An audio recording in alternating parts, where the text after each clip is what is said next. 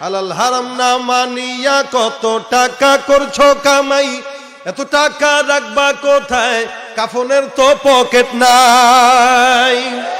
হালাল হারাম না মানিয়া কত টাকা করছো কামাই, এত টাকা রাখবা কোথায়, কাফনের তো পকেট নাই।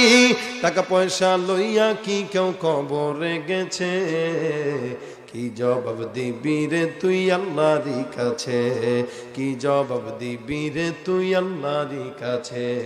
ওরে মানুষ হইছ বেহুশ দুনিয়ার পিছে, কি জবাব দিবি রে তুই আল্লাহরই কাছে।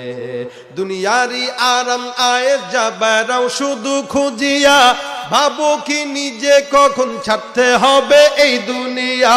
দুনিয়ারি মহে পড়ে আখেরাত গেছো ভুলিয়া, জানো কি কবে কখন ছাড়তে হবে এই দুনিয়া।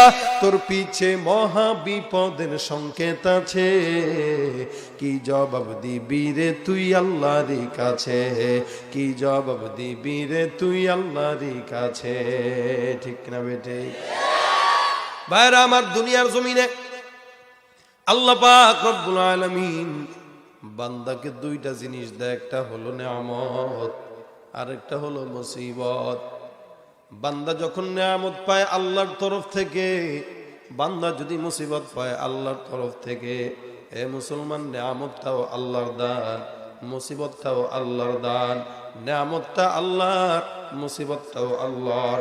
রব্বুল আলামিন বলেন, লা ইন শাকারতুম লা আযীদান্নাকুম ওয়া লা ইন কাফারতুম ইন্না আযাবি লাশাদীদ।